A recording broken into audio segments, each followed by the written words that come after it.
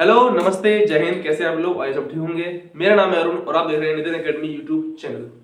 आज हम यहाँ पे बात करेंगे क्लास 10 साइंस बायोलॉजी के कुछ वन लीनियर क्वेश्चंस के बारे में। ये हमारा रहेगा इस सीरीज का पार्ट 1। प्यारे बच्चों, हमने यूट्यूब पर एक सीरीज लॉन्च की है जिसमें हम बच्चों को मैथ, इंग्लिश और साइंस से वन लीनियर क्वेश्चंस आपको देने वाले हैं जो आपको एग्जाम में काफी हेल्प करेंगे कुछ चीजों के लिए।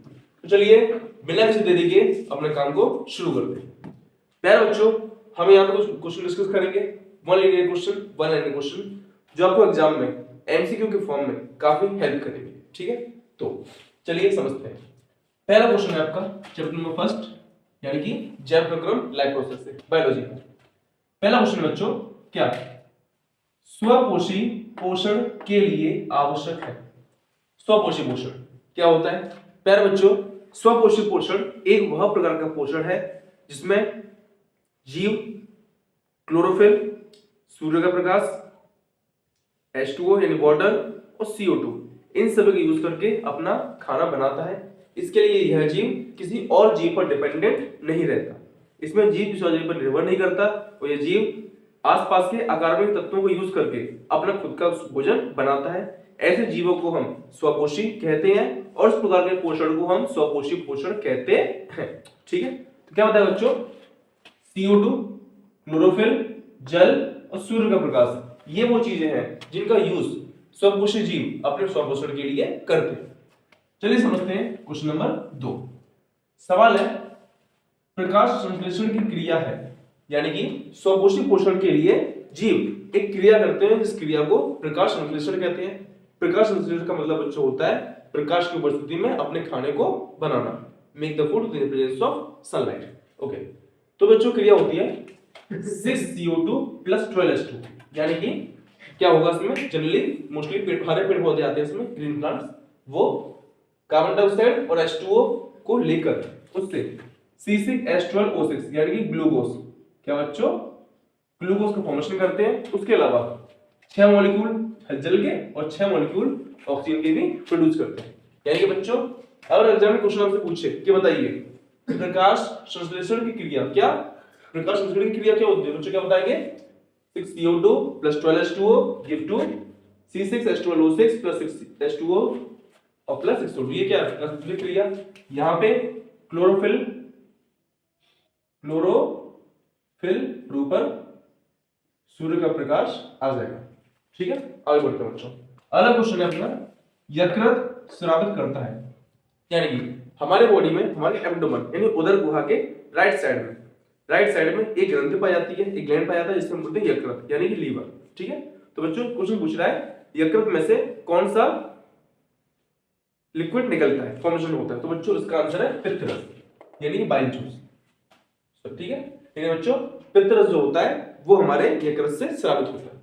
अगला सवाल, एक अणु ग्लूकोज के पूर्ण ऑक्सीकरण से कितने एटीपी ऊर्जा अणु प्राप्त होते हैं? यानी कि जब एक अणु ग्लूकोज का टूटता है और उसका पूर्ण रूप से उसका ऑक्सीकरण जब होता है तब कितनी ऊर्जा निकलती है? तो बच्चों इसका आंसर है 38 एटीपी, यानी कि 38 एटीपी ऊर्जा निकलती है जब एक ग्लूकोज अणु का विखंडन होता है तब। अगला सवाल, हेमोग्लोबिन महत्वपूर्ण भूमिका निभाता है किसमें? प्यारे बच्चों, हेमोग्लोबिन जो है वो महत्वपूर्ण भूमिका निभाता है हमारे श्वसन में। किसमें बच्चों? श्वसन में हेमोग्लोबिन क्या होता है बच्चों? हेमोग्लोबिन एक तत्व, एक प्रकार का मैटर होता है जो हमारे ब्लड के आरबीसी यानी कि रेड ब्लड सेल्स में पाया जाता है हीमोग्लोबिन, जिसकी वजह से हमारे रक्त का कलर जो होता है वो लाल होता है। अगला सवाल, मानव में गैसों का आदान प्रदान में किस में होता है? तो बच्चों इसका आंसर है कूपिका से। किससे? कूपिका से। कूपिका बच्चों क्या होती है? कूपिका छोटी गुब्बारे ऐसी नलिकाएं होती हैं जो फेफड़ों के अंदर पाई जाती हैं। इनका मेन काम ये होता है गैसों का आदान प्रदान करना, यानी इसी में से होके CO2 को दिया जाता है और ऑक्सीजन को एब्जॉर्ब किया जाता है मेनली। अगला, दायां फेफड़ा कितने भागों में बटा रहता है? तो बच्चों इसका आंसर है 3। मनुष्य के अंदर जो दायां फेफड़ा होता है वो 3 मेन खंडों में बटा होता है। ओके, अगला सवाल, निम्नलिखित में से कौन सा विषमपोषी जीव नहीं? तो बच्चों इसका आंसर मनी प्लांट बच्चों जो होता है वो विषमपोषी जीव नहीं है। अगला सवाल, प्रत्येक जबड़े में अग्रचर्वक की संख्या होती है? तो बच्चों इसका आंसर है 2 जोड़ी। कितना? 2 जोड़ी। 2 जोड़ी अग्रचर्वक होते हैं मानव के दांतों में। आगे चौड़वा का मतलब बच्चों होता है आगे वाले दांत जिनसे हम चबाते हैं, ठीक है। आगे चौड़वा कितने होते हैं संज्ञान की? 2 जोड़ी। कितनी होती है? 2 जोड़ी। अगला सवाल, मनुष्य में दूध के दांत की संख्या कितनी होती है? तो बच्चों 20। अब पूछोगे तो 32 होगी, तो बच्चों 32 होती है एक वयस्क में, लेकिन पूछ रहा है दूध के दांत, और बच्चों दूध के दांत होते हैं एक बच्चे में। तो पूछ रहा है मनुष्य में जब दूध के दांत स्टार्टिंग में बच्चे के दूध के दांत आते हैं, फिर जब वो गिरते हैं तब उसके स्थायी दांत आते हैं। तो ये पूछ रहा है दूध के दांत कितने होते हैं? तो बच्चों इसका आंसर है 20। मनुष्य के अंदर दूध के दांतों की संख्या 20 होती है अगर वो पूरे हो गए तो। अगला सवाल, मनुष्य की लाल ग्रंथि में कौन से एंजाइम पाए जाते हैं? बच्चों मनुष्य की लाल ग्रंथि मनुष्य के मुंह में पाई जाती है, ठीक है। जिनमें से होगी एक एंजाइम निकलता है जिसे हम लार कहते हैं। क्या कहते हैं? लार कहते हैं। तो बच्चों क्वेश्चन पूछ रहा है लार के अंदर कौन से एंजाइम्स होते हैं, कौन से केमिकल होते हैं खाना पचाने के लिए? तो बच्चों इसका आंसर है पहला टायलिन और दूसरा लाइसोजाइम। क्या बच्चों? पहला टायलिन और दूसरा लाइसोजाइम, ये 2 प्रकार के एंजाइम होते हैं जो मनुष्य की लार में पाए जाते हैं। अगला सवाल, वह प्रक्रियाएं जिनमें जटिल कार्बनिक अणु सरल अणु में टूटते हैं? तो बच्चों इसका आंसर है अपचयी अभिक्रिया। क्या बच्चों? अपचयी अभिक्रिया। अपचयी अभिक्रिया बच्चों वो अभिक्रिया होती है जिसमें मनुष्य में पाए जाने वाले जटिल अकार्बनिक अणु जो खाने के होते हैं मेनली, वो सरल अणुओं में टूटते हैं। इसमें बच्चों अपचयी अभिक्रिया। अगला सवाल, एक स्वस्थ व्यक्ति में सामान्य रक्तदाब कितना होता है? बच्चों इसका आंसर है 125 से 115। ये क्या है? एक सामान्य रक्तदाब है, ब्लड प्रेशर की रीडिंग होती है जो एक मनुष्य में मेनली पाई जाती है, एक नॉर्मल एवरेज है। अगला सवाल, रुधिर का थक्का बनाने के लिए क्या आवश्यक होता है? कैल्शियम। बच्चों कैल्शियम जो तत्व होता है वो मनुष्य में पाया जाता है, इसकी वजह से रक्त का थक्का जम सके। बच्चों रक्त का थक्का क्या होता है? समझते हैं। जब कभी कहीं से ब्लड बहता है, मान लो चोट लग गई और कहीं से ब्लड बहना शुरू होता है, तो बच्चों उस टाइम क्या होगा? ब्लड बहते समय कुछ टाइम बाद ब्लड अपने आप रुक जाता है। हमने देखा होगा क्यों रुक जाता है? क्योंकि जहां से चोट लगती है वहां पे ब्लड की क्लॉटिंग यानी थक्का एक गड्ढा क्या बोलते हैं गाढ़ा सा ब्लड जम जाता है यहाँ पे, जिसकी वजह से खून आगे बह नहीं पाता, तो उसे बोलते हैं ब्लड क्लॉटिंग यानी रक्त का थक्का जमना एक जगह पे। बच्चों उसके लिए कौन सा मैटर जिम्मेदार होता है? तो बच्चों उसके लिए होता है जो तत्व है कैल्शियम। कैल्शियम जो तत्व होता है रक्त का थक्का जमाने के लिए काफी जरूरी आवश्यक तत्व होता है बॉडी का। अगला बच्चों, फेफड़ों में शुद्ध रुधिर आता है बायनिलय से। बायनिलय बच्चों क्या होता है? बायनिलय एक पार्ट है हृदय का, हृदय में से होकर जो शुद्ध रक्त होता है वो फेफड़ों में पहुंचता है, ठीक है। बच्चों ये हो गए अपने अपने 15 सवाल, यहाँ तक के जो अपने समझ गए होंगे अच्छे से। अब चलते हैं इनको टॉपिक को लेकर आगे। ओके बच्चों चलिए चलते हैं फटाफट से आगे। अगला क्वेश्चन बच्चों हमारा, मनुष्य के हृदय में कोष्ठों यानी वैष्णव की संख्या क्या होती है? प्यारे बच्चों सवाल पूछ रहा है मनुष्य का जो हृदय होता है वो मुख्यतः कितने चैम्बर यानी वैष्णव में बटा होता है? तो बच्चों उसका आंसर है 4। कितना?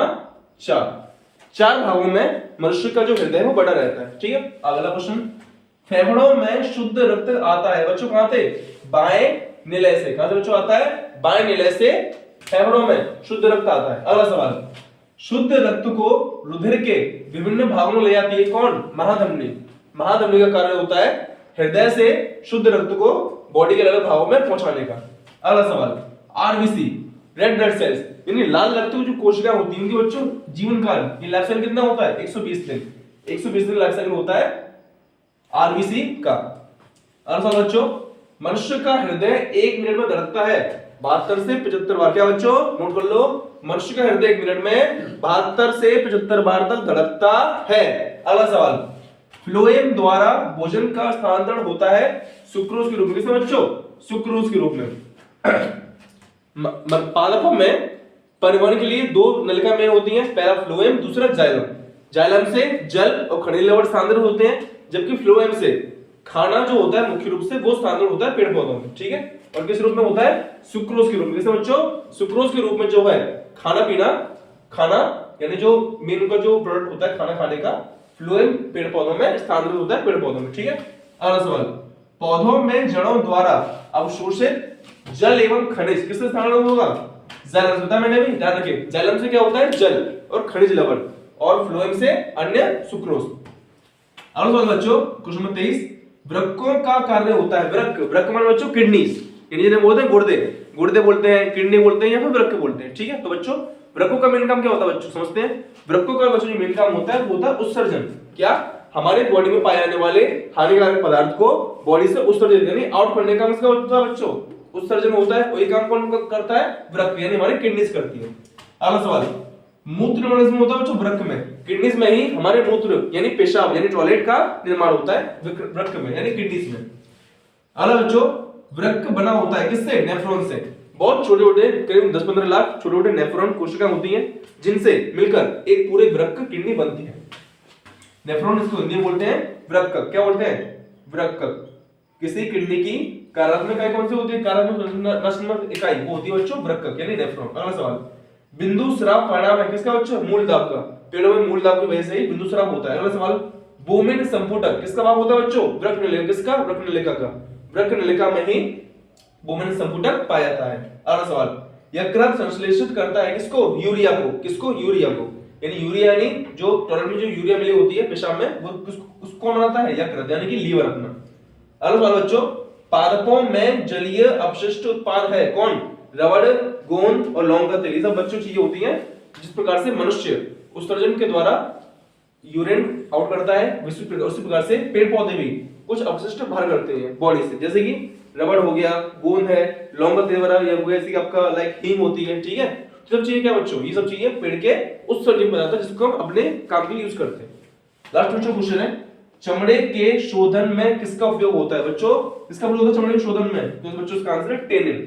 टेन का प्रयोग हम बच्चों चमड़े के शोधन के लिए करते हैं। तो पहले बच्चों ये थे आपके कुछ one linear class 10 science biology के चैप्टर नंबर 1 में से वन लीनियर क्वेश्चन मैंने दिया आपको जो हमारी आज की पहली वीडियो थी। ठीक है, अपनी सीरीज के अंदर हम लगातार बैक टू बैक आपको और भी क्वेश्चन देते रहेंगे। ठीक है, जुड़े रहिए हमारे चैनल से। अगर चैनल पर नए हैं तो चैनल को सब्सक्राइब जरूर करें और वीडियो अच्छी लगी तो उसको लाइक जरूर करें और अपने विचार हमें कमेंट बॉक्स में जरूर बताएं। ठीक है बच्चों, मिलते हैं फटाफट से एक और नई जोरदार मजेदार धमाकेदार वीडियो के साथ। तब तक के लिए मिलते हैं अपनी नेक्स्ट क्लास में। जय हिंद।